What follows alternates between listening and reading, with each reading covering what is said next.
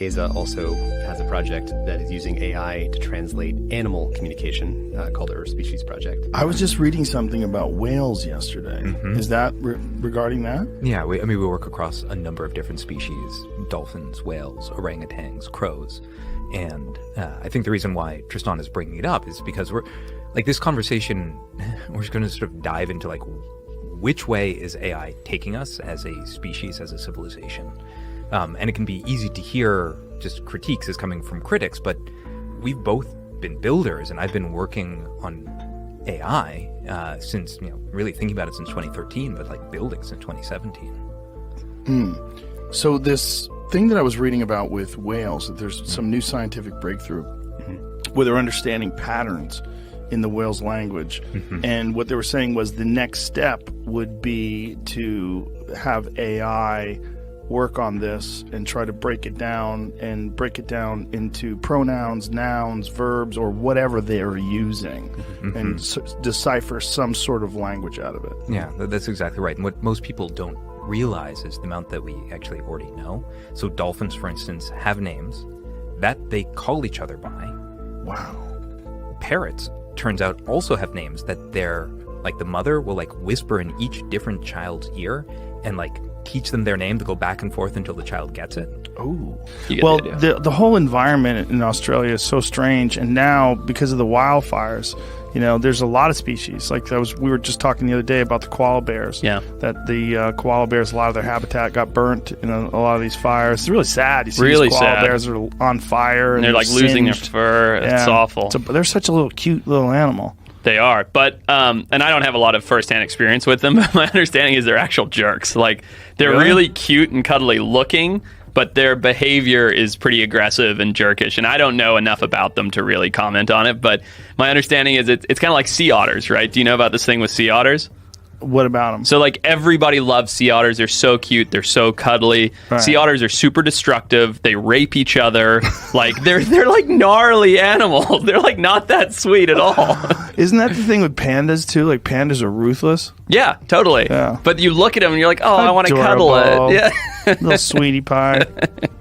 My youngest daughter is really into polar bears. Oh, she yeah? thinks polar bears are adorable, and she wanted to get like a stuffed polar bear. And I find it so fascinating that animal, which is the most ruthless of all bears, for sure, we associate with Klondike bars and Coca-Cola. Right. It's everybody's buddy, and they're sliding around in the snow. And I almost want to like show her. Like, this is what they do to seal. But that thing in the Congo, man, it's apparently in a very difficult spot to reach. It's very dangerous to go through there. Yeah. When Justin Wren goes through there, he has some hair-raising stories about being held up at gunpoint. People thought they were gonna kill somebody. And a lot of the sort of soldiers and people that committed atrocities from the war in Rwanda kind of in their bands kind of moved into the Congo and lived in the jungle, and who knows. Justin is a lot of crime. Justin Wren is a saint. He digs wells. He's a legitimate saint. Yeah, really is. Great guy. He's gotten malaria 3 times. God, visiting the Congo and building wells. Unbelievable. It's amazing. Yeah, he told us some amazing stories. Heartbreaking. Yeah. It's amazing. The Cash App, which is one of my sponsors, also sponsors Fight for the Forgotten. They give people they give $5 every time someone signs up and uses the code Joe Rogan, and they've built they're building wells right now because of that.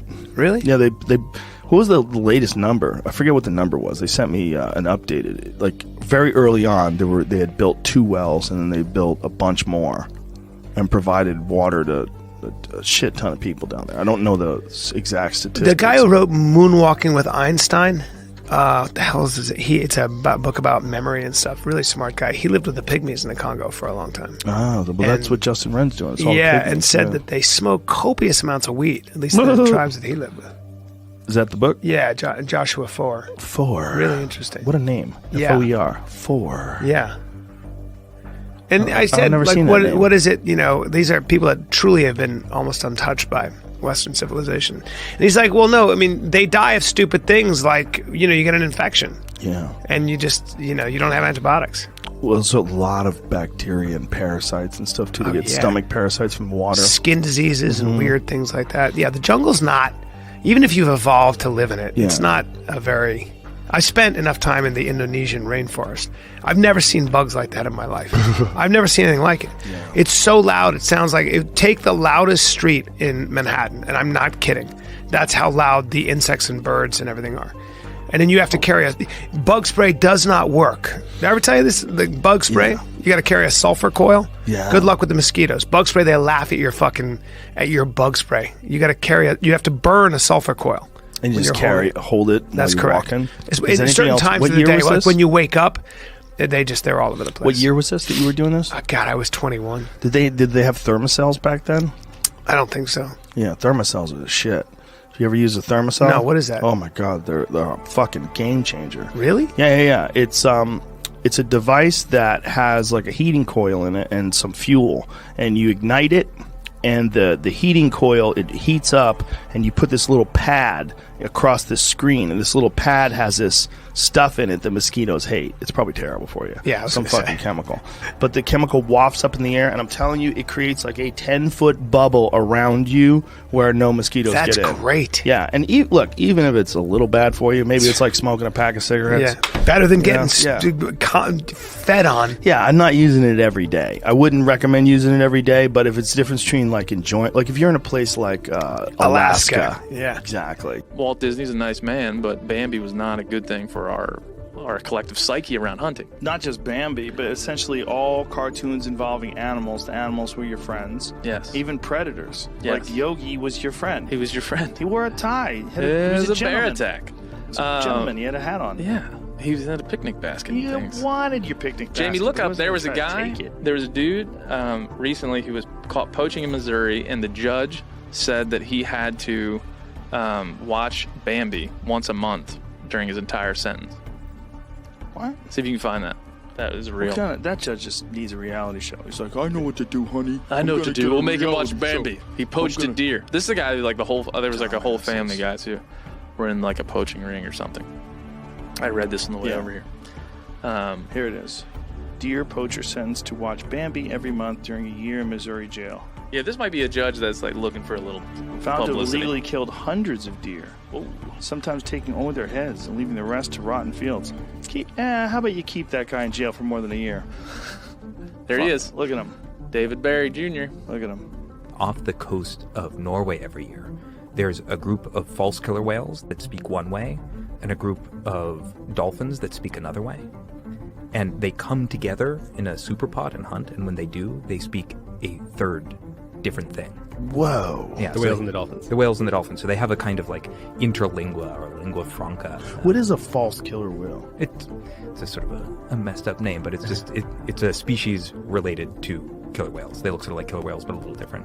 So it's like in the dolphin Yeah, genus. yeah, Oh, exactly. wow. These guys. Okay, I've seen those Like before. a fool's gold type thing. Like it looks like gold, but it's God, they're Yeah. cool looking. Yeah. Wow, how cool are they? Mm-hmm. God, look at that thing. That's amazing. And so they hunt together and use a third language. Yeah, they speak a third different way. Is it limited? Oh, well, here's the thing. Like we We don't know. we don't know yet. Did you ever read any of Lily's work, John Lilly? Mm-hmm. He was the wildest one. Yeah. Right. That guy was convinced that he could take acid and use a sensory deprivation tank to communicate with dolphins. I did not know that. Yeah. Yeah. Yeah, he was out there. Yeah, he had some really good early work, and then he sort of like went down the acid route. Well, yeah, he went down the ketamine route too. Mm-hmm. Well, his thing was the sensory deprivation tank. Uh-huh. You know, that was his invention, and he did it specifically. Oh, to he try- invented the sensory Yes. deprivation tank. We had a bunch of different models. The one that we use now, the one that we have out here, is just 1,000 pounds of Epsom salts into 94-degree water, and you float in it, and it's, you know, and you close the door, total silence, total darkness. His original one was like a scuba helmet, and you were just kind of suspended by straps. And you were just in water, and he had it so he could defecate and urinate, and he had like a diaper system or some sort of a pipe connected to him, so he would stay in there for like days. Yeah. Yeah, he was out of his mind. Well, he sort of set back like the study of animal communication. Well, the problem was the masturbating the dolphins. So, so what happened was there was a female researcher, and she lived in a house, and the house was like 3 feet submerged of water. And so she lived with this dolphin, but the only way to get the dolphin to try to communicate with her is the dolphin was always aroused. Yeah. So she had to manually take care of the dolphin, and then the dolphin would participate. But until that, the dolphin was only interested in sex. Yep. And so they found out about that, and the Puritans and the scientific community decided that that was a no-no. You cannot do that. I don't know why. She shouldn't have told anybody. I mean, I guess this is the 60s, right? Was it? Someone had spray painted T and the number 34 on the side of a bear's body, and they don't know what happened. That's extremely ballsy. To spray paint a polar bear. How did they do it? And then the real concern is that this bear is going to have a real hard time hunting because they're going to be able to see it much better because of the fact that it has this spray paint on the side of it. Huh. I've never seen this story before. It's really interesting. They don't know. They have no idea what happened. Here it is. Russian scientists search for polar bear with black T-34 spray painted on its side. Cruel joke. Can turn deadly for a predator now too visible for both prey and poachers. Right. Yeah. I mean, do they have a hard time with they have a real issue with certain towns in Siberia that are like on the outskirts where polar bears are invading, and they have like dozens of polar bears entering their towns. They've even evacuated towns because of so many polar bears being there, from what I've heard. Would you imagine just having an army of polar bears roll into town? You have a town of like 150 people, and in come 8 polar bears one day. It's like, what can you do? It's nothing. You got to get out. Either going to kill them, you're going to shoot them with rifles, or you're going to get out. Right. You probably should just get out. Yeah, you should get out. Yeah. I mean, polar bears are a strange animal. Like, bears in general are a strange animal because people love them because we grew up with teddy bears. Right. And we see Yogi, and they're so lovable on television and in the movies. Yep. And so people have this idea of them, like they want to take bear selfies. Like, hey, take a bear selfie. Like, how many people get jacked taking bear selfies? Yeah. No, that's a real thing. Yeah. I have been contacted by people being like, hey, why don't you not pose with wildlife because it's influencing other people to do that. I'm like, I'm a biologist. This is my job. I don't have another option here. Like, I have to pose with wildlife. Like, I'm working with it. Like, you're supposed to you are the guy. I'm the guy. Supposed to take pictures. Right. Like, maybe instead don't do what I do. You know what I mean? Don't just jump out and try to get a selfie with something that's going to kill you. Like, it's common sense. Yeah, they're so aggressive because they're only alive for like 3 months, Jeez. It's so cold up there. Yeah, nature could give a fuck about you. Nature could give a I love people who are into nature, and like, listen, man. They don't even know what nature is. Go try to raise crops in South Africa when elephants were all everywhere. Yeah. And lions and leopards. Or now. Yeah. Even now, these poor villagers, that they're poor, and they build these crops, and they have this farm, and they have all this food for their village, and then elephants roam in. 20 elephants go, hey, man. And that's a wrap. Yeah. There's You're not going to go, you can get do. the fuck out of here. They're like, I'll stomp on you. And then people get mad when people shoot the elephants. It's like, okay, I get it, but I don't know what you want here. Like, they have a lot of stories about elephants. Have this mystique in South Africa. There was this guy who was a farmer, and he had a donkey, and it was tied up, and the elephants came into his property, and he shot guns and got them the hell away from there. And then the next day, the elephants came back and stomped his fucking donkey into mush. Whoa. Just stomped. The donkey was on a rope, and they were like, really? Gang, gang, gang.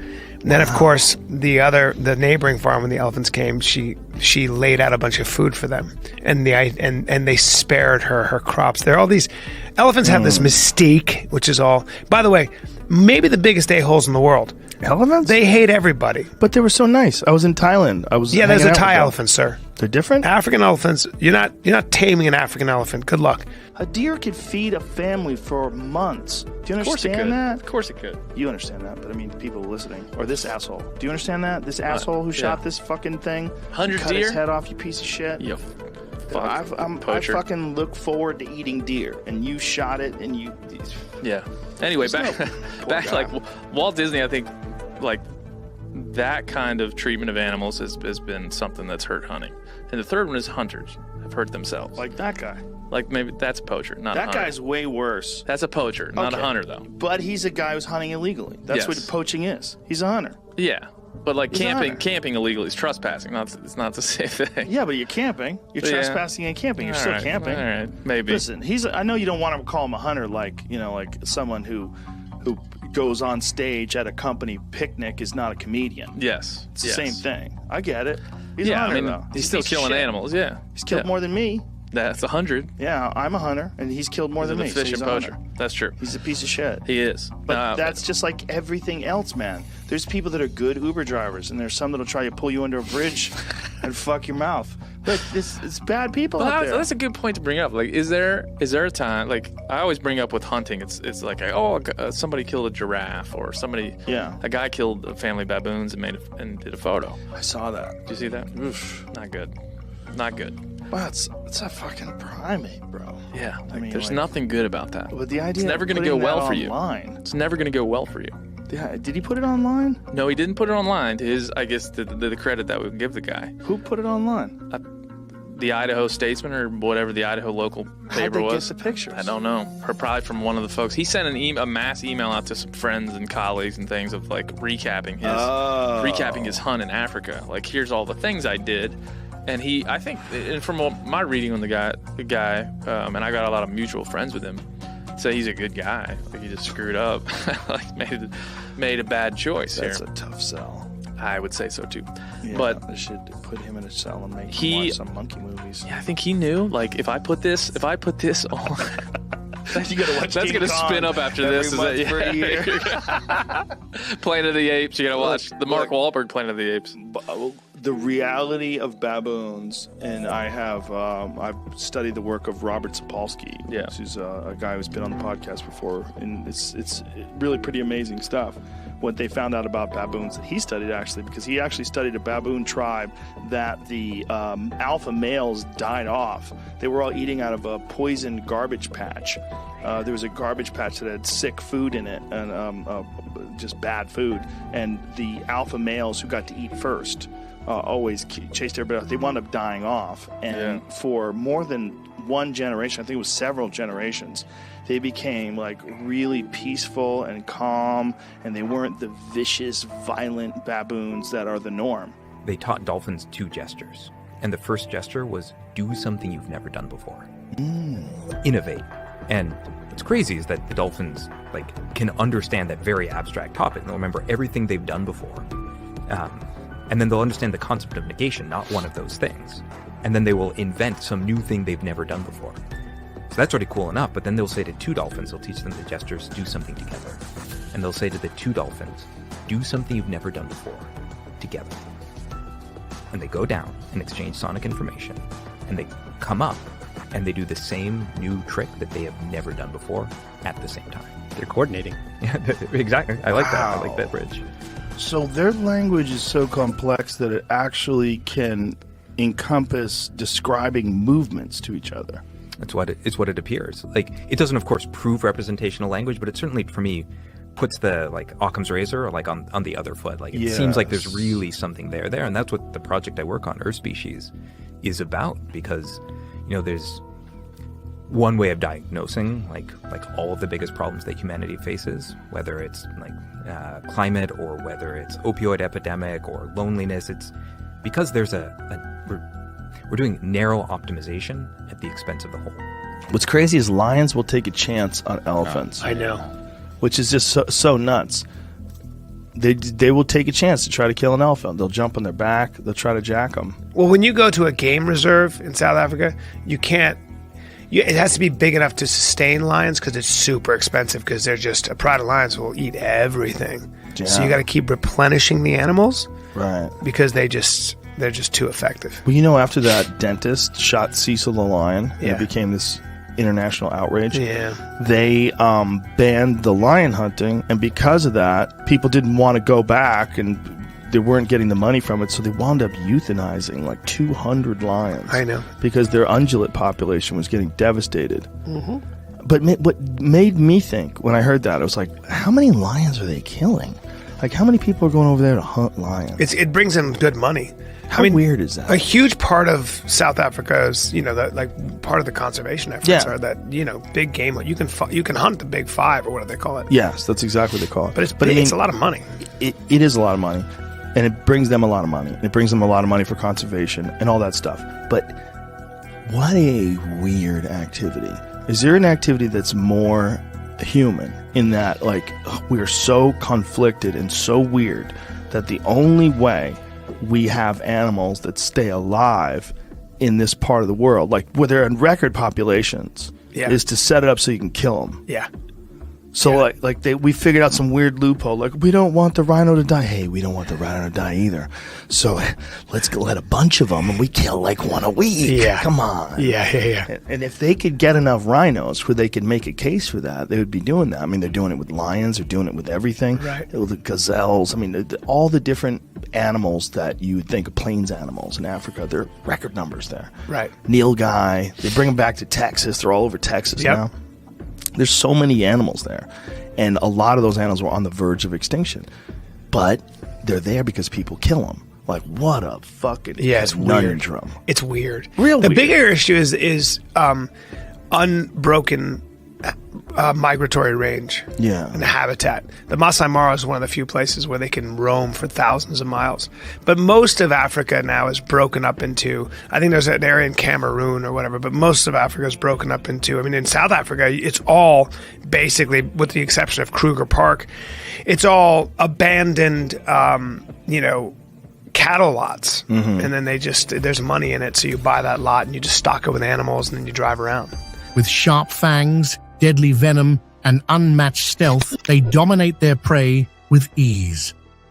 But what happens when the hunter becomes the hunted? Believe it or not, there are animals out there that make even the most venomous snakes tremble in fear. This is a honey badger. Nothing scares him. He keeps on coming.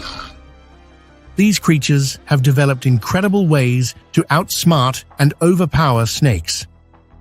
So, who are these fearless predators, and what makes snakes run for their lives? The stomping secretary bird. The secretary bird is a striking African raptor, recognized by its tall, slender legs and a head crest that looks like quill pens. It roams savannas and open grasslands, scanning the ground for prey with sharp vision. Instead of diving from above like a hawk or eagle, the secretary bird hunts on foot. It strides confidently through tall grass, spotting rodents, small mammals, and reptiles, especially snakes. When the secretary bird identifies a snake, it stomps with exceptional force and accuracy. Its long legs generate enough impact to break a snake's spine or crush its skull, preventing a serious bite, because many targeted snakes are venomous. The secretary bird relies on precise blows that quickly disable the reptile. Its scaled legs provide basic protection, giving the bird a barrier against fangs. If a snake tries to strike, the secretary bird steps back and delivers another potent kick. This approach makes the secretary bird one of Africa's most effective snake hunters. It reduces risk by keeping its body at a safe distance while focusing its attack on the snake's head or spine.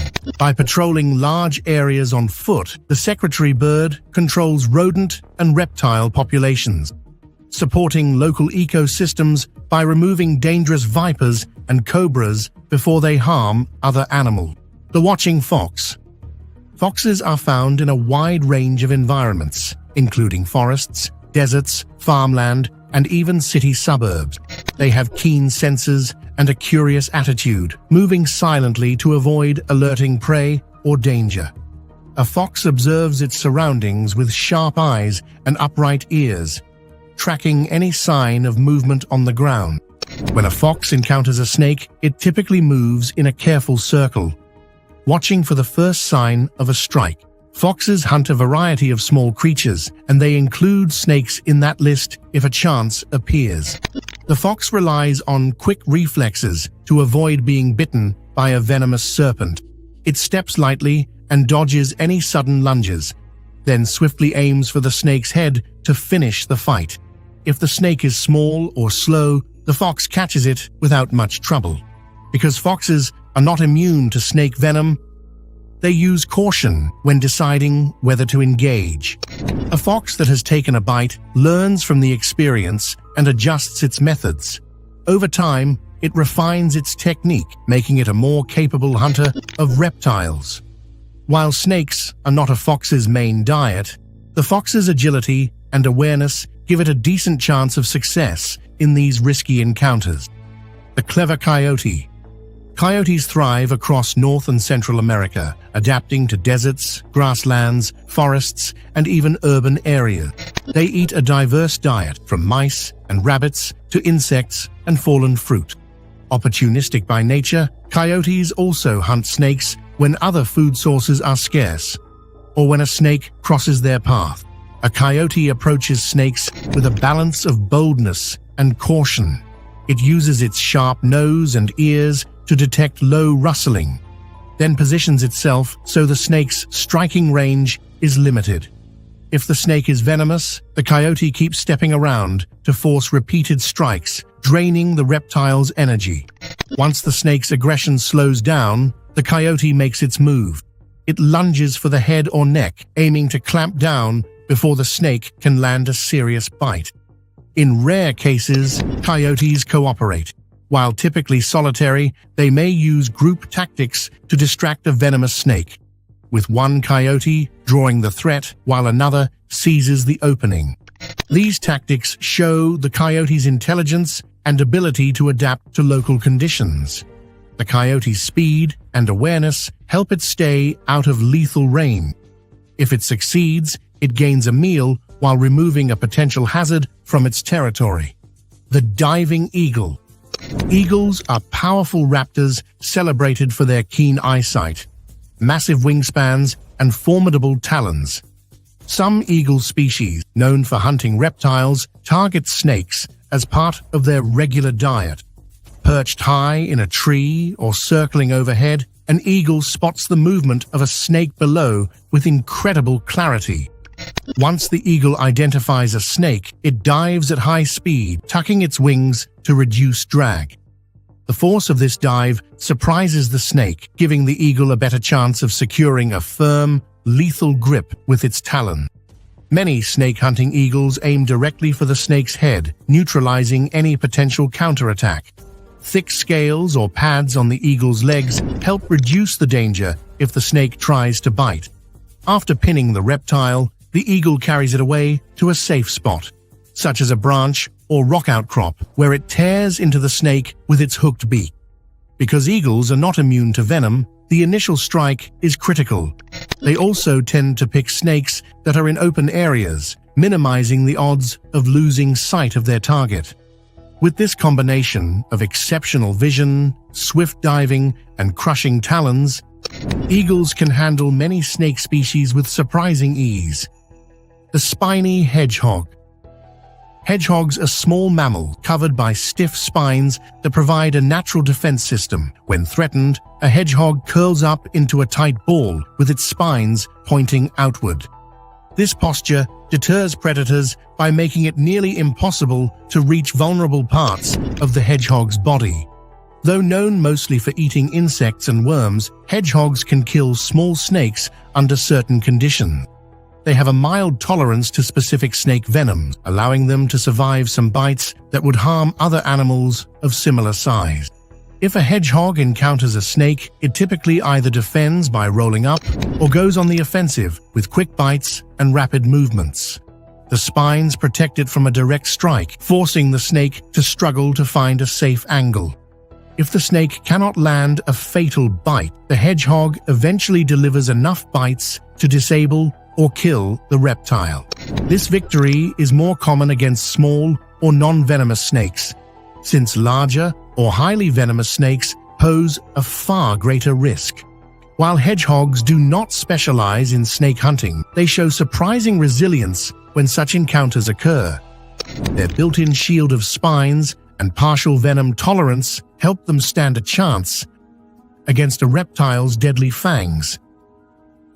The striking mongoose. Mongooses are small, quick mammals native to Africa, parts of Asia and southern Europe. They are best known for their skill in killing venomous snakes. This reputation is well deserved, since many mongoose species display speed, agility, and a physiological resistance to certain snake venoms. A mongoose facing a cobra or viper dances into rain, provoking the snake to strike. The mongoose quickly darts away, letting the snake tire itself out. Once the reptile shows signs of fatigue, the mongoose lunges at the head, biting and holding until the snake can no longer retaliate. This tactic relies on lightning reflexes and precise timing. If the snake lands a bite, the mongoose's partial immunity reduces the venom's effect, allowing it to shake off a dose that might kill a similar-sized mammal. Not all mongoose species pursue snakes, but those that do often clear areas of dangerous serpents. Locals in certain regions once encouraged mongooses around farms to keep the cobra population in check. Although mongooses can become pests themselves by hunting poultry, even so, their ability to handle venomous snakes through clever footwork and biochemical defenses remains one of the animal kingdom's most remarkable evolutionary stories. The swarming driver ants, also known as safari ants in Africa, create enormous colonies that can number in the millions. They travel in wide raiding columns, consuming insects, spiders, and any other small creatures they overwhelm. Their success lies in collective behavior. When they identify prey, countless ants rush in, biting relentlessly until the victim is subdued. A snake caught in the path of driver ants often tries to flee. If the snake is injured or trapped, it cannot escape the ants' crush of numbers. The ants clamp down on soft spots such as eyes or the mouth area, causing paralysis or intense pain. The snake, no matter how venomous, finds it nearly impossible to fend off so many attackers. Even large animals panic under a swarm, leaving them vulnerable to repeated bites. These ants have strong jaws that work well in large-scale raids, stripping prey of flesh or devouring smaller targets entirely. Though they do not go out solely to hunt snakes, they capitalize on any opportunity. Driver ants operate continuously, relocating the colony as food sources change. Their group mentality and ability to act as a single mass of predators makes them a severe threat for a snake that's unable to retreat fast enough. The reigning king cobra. The king cobra holds the title for the world's longest venomous snake, often exceeding 3 meters in length, with some individuals surpassing 4 meters. Found predominantly in the forests and wetlands of South and Southeast Asia, the king cobra eats other snakes as its primary food source.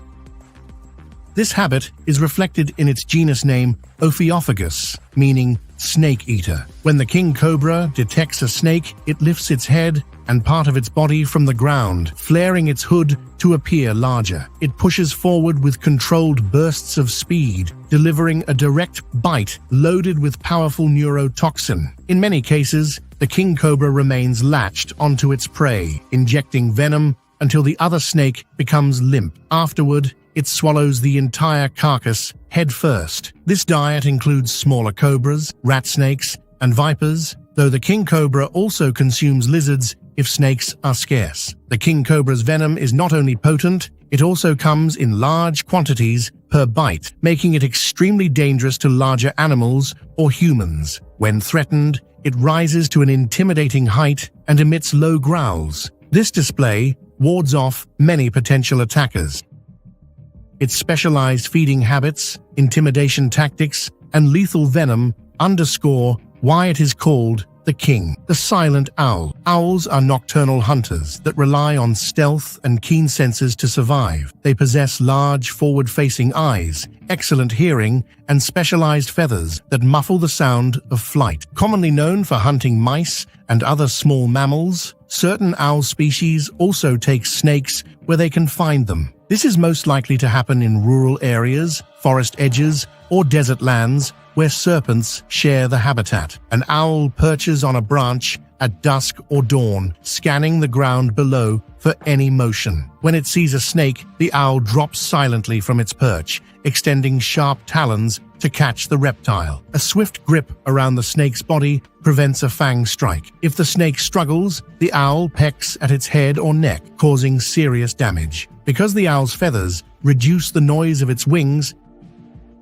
the snake usually fails to notice the attack until it is too late. Owls stand out because their stealth grants them a huge advantage over many prey species. Although they do not have venom resistance, their ambush approach makes each strike decisive. They dispatch or disable a snake quickly, then fly to a safe spot to consume the meal. This efficient method leaves snakes with very little chance to retaliate. The fearless honey badger. The honey badger, or ratel, is famous for an aggressive attitude that overshadows its size. It lives in Africa, Southwest Asia, and parts of the Indian subcontinent. Known for raiding beehives, it uses thick skin and fierce determination to withstand stings. A similar strategy applies when it battles venomous snakes like cobras or puff adders. The honey badger charges forward, biting at the snake's head or neck. If the snake lands a bite, the badger's loose skin often prevents venom from reaching vital spots. Research shows that the honey badger also has some biological resistance, meaning certain toxins do not affect it as severely. The badger shakes and crushes the snake's head or spine, ending the threat. Once the snake is dead, the honey badger sometimes eats it on the spot, pulling back the scales and swallowing large chunks of muscle. This fearless predator also digs burrows rapidly, chasing snakes underground if needed. Its thick claws and raw power give it an edge that smaller predators lack. Because of its vicious reputation, few animals, including large predators, choose to challenge the honey badger. Meanwhile, snakes that attempt to defend themselves often fail against the honey badger's unstoppable onslaught. The lurking crocodile. Crocodiles are apex reptiles that dominate rivers, swamps, and marshes across Africa, Asia, Australia, and the Americas. They watch from the water's edge with only their eyes and nostril above the surface. Their approach to hunting involves patience, ambush, and crushing strength. Fish, birds, and mammals rank high in their diets, but crocodiles also dispatch snakes if the chance arises. When a snake ventures into crocodile territory, the crocodile surges forward with surprising speed. A single snap of its jaw can shatter bones or crush vital organs. The crocodile then drags the snake underwater, where the reptile loses its final chance to wriggle free. Constrictors sometimes challenge juvenile crocodiles, but a large adult generally stays in control. Venomous fangs do not penetrate the crocodile's thick scales often enough to inject lethal amounts of toxin. Crocodiles may roll with their prey, using the infamous death roll to tear flesh apart. With the snake disoriented and disabled, the crocodile devours it in chunks. This method works well in murky water, where the crocodile's camouflage is effective. While snakes display agility and stealth on land, in the crocodile's aquatic realm, they tend to lose the element of surprise. The result is a short, violent encounter that usually favors the lurking crocodile. The leaping bobcat. Bobcats stay active in much of North America, favoring forest edges, swamps, rocky slopes, and even semi-urban zones. They hunt rabbits, rodents, birds, and sometimes small deer, relying on stealth and agility. Bobcats use camouflage and slow stalking to draw close to a target before launching a sudden leap. This method also applies to snakes when conditions allow. When a bobcat encounters a snake, it positions itself to see the reptile's full body. A calm approach reduces the chance of spooking the snake. The bobcat then springs forward in one swift move, pinning the prey with its front paws. The cat aims to immobilize or injure the reptile's head region, where the fangs or jaws present the greatest threat. If the snake resists, the bobcat delivers repeated quick strikes with its claws or a decisive bite to the neck. Because bobcats have no special immunity, each confrontation carries a level of peril, especially if the snake is a pit viper. However, their advanced reflexes and powerful hind legs help them dodge or jump away from a strike. By capitalizing on stealth, speed, and well-timed pounces, these felines often succeed in neutralizing snakes that cross their paths. The handy raccoon. Raccoons live across North America and parts of Central America, easily recognized by their masked faces and ringed tail. They have 5-digit front paws that resemble small hands, allowing them to manipulate food and objects. While they mostly eat fruit, nuts, insects, eggs, and small vertebrates, snakes also appear on their list of possible prey. A raccoon can encounter a snake near a stream, under a log, or even around human dwelling. It uses its paws to pin the reptile or block its movements, looking for a chance to bite the snake's head or neck region. Strong claws give the raccoon an edge in grappling with the snake's body, and it can shift grip quickly if the snake attempts to coil or strike. Raccoons do not possess venom immunity, so they rely on careful control of the situation. Some observers note that raccoons will dunk prey in water or drag it to shallow pools, making it harder for the snake to move. Once the reptile is weakened, the raccoon finishes it off, reducing the risk of a dangerous bite. As opportunistic feeders, raccoons display flexible problem-solving approaches, rated among the most adaptive animals in many ecosystems. Thanks for watching another episode. While you are still here, make sure to click the video on your screen for more quality content. The quiet king snake. The king snake is a non-venomous constrictor celebrated for preying on other snakes, including venomous species. Found largely in North and Central America, it has a notable resistance to the venoms of many rattlesnakes, copperheads, and cottonmouths. This snake-eating habit sets the king snake apart in the reptile world. When it hunts a venomous snake, the king snake uses stealth to get close, then strikes to seize the rival snake before it can react. It swiftly coils around the target, using strong muscles to squeeze until the prey stops resisting. Constriction cuts off both air supply and blood flow, weakening the other snake. Because the king snake's head is positioned away from the fangs of its struggling opponent, it usually avoids dangerous bites. King snakes come in different color patterns, but they share a sleek build and an even temperament. They move quietly through rocky areas, forests, and fields, looking for snakes, lizards, rodents, and other prey. By controlling populations of venomous snakes, they play a beneficial role near farms or residential areas. This ability to kill snakes with powerful constriction, combined with a noteworthy level of venom resistance, places the king snake among nature's most dependable serpent control specialists.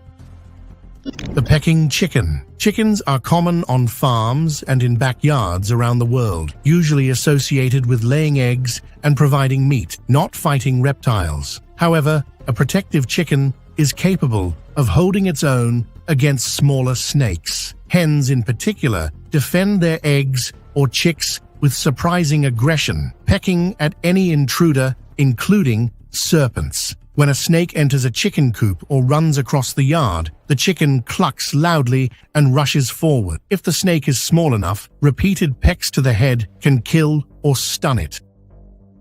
Roosters may employ their spurs to slash at the snake, adding to the defensive effort. Larger venomous snakes pose a real threat, yet a flock of chickens often forces the snake to retreat with a lot of noise and collective intimidation. Chickens are not immune to venom and do not pursue snakes as their main prey, but they do show keen awareness of any creeping danger. Their reaction is part territorial, part instinctive defense. Farmers sometimes appreciate this behavior, since a small serpent that tries to steal eggs can end up on the losing side. While chickens are not snake hunters in a strict sense, their intense protective drive can eliminate minor serpent threats. The circling hawk. Hawks are versatile birds of prey that scan wide landscapes for rodents, lizards, and occasionally snakes. Their keen eyesight detects even subtle movement from a high vantage point or while soaring on thermal currents.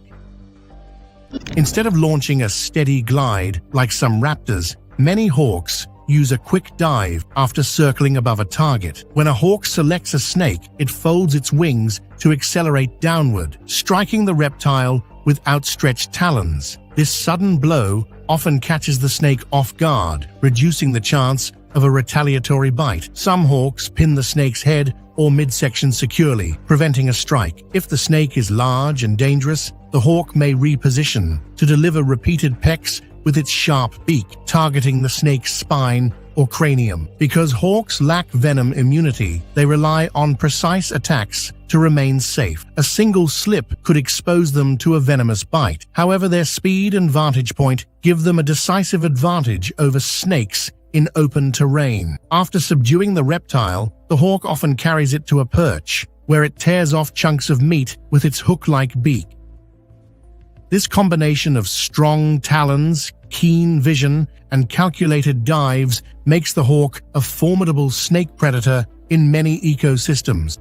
The waiting snapping turtle. Snapping turtles, especially the common snapping turtle and alligator snapping turtle, lurk in freshwater habitats across North America. They hide in muddy bottoms, under logs, or among aquatic plants, appearing almost motionless. This camouflage-based ambush tactic is key to their success. Fish, frogs, and other reptiles often fail to detect the turtle until it is too late. When a snake swims by or rests at the water's edge, a snapping turtle rapidly extends its neck, clamping down with powerful jaws. The bite force can cause severe damage, often killing or disabling the reptile. Although snapping turtles do not have venom resistance, their bulky shells and thick skin limit the danger from rushed strikes. If the turtle senses a venomous bite attempt, it pulls back into its shell or repositions for another snap. Alligator snapping turtles,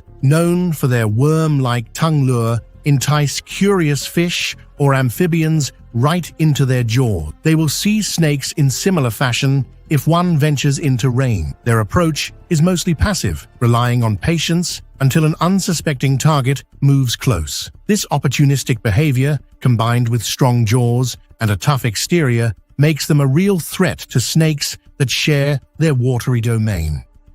The bold turkey. Wild turkeys roam large areas of North America, scratching through leaf litter for seeds, nuts, and insects. They move in flocks, communicating through a range of clucks, gobbles, and alarm calls. When they spot a snake, these big birds show a strong defensive drive.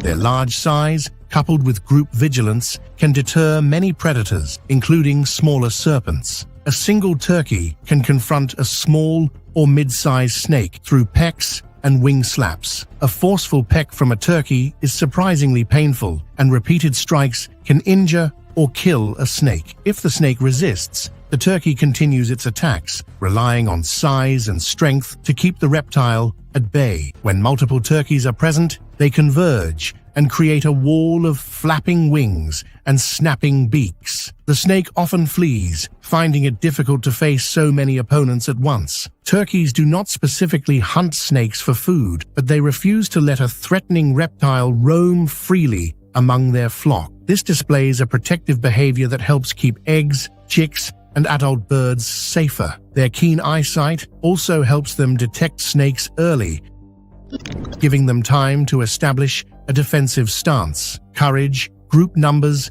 and sharp beaks make them surprisingly formidable when challenged. The loyal dog. Dogs have an ancient bond with humans, often serving as protectors of property and family. In areas where venomous snakes are common, many dogs take on the role of guard, sounding the alarm and even attacking serpents that slither too close. While dogs do not have built-in venom immunity, they rely on speed, a strong bite, and protective instincts to handle potential pests. A territorial dog charges when it senses a snake threat, barking to alert anyone nearby. Once it closes in, the dog snaps at the snake, often aiming to bite behind the reptile's head. A well-placed bite can break the snake's bones or destroy essential nerves. However, a single snake bite can cause serious harm or even death to the dog, depending on the species involved. This makes the encounter risky. Some dogs, especially those bred for hunting or pest control, learn to seize snakes in ways that reduce the chance of being envenomed. Others rely on repeated attempts, testing how the snake moves until they find a safe angle to attack. While caution is advisable, dogs that successfully defeat venomous snakes protect not only themselves but also the people, livestock, or other animals in the area.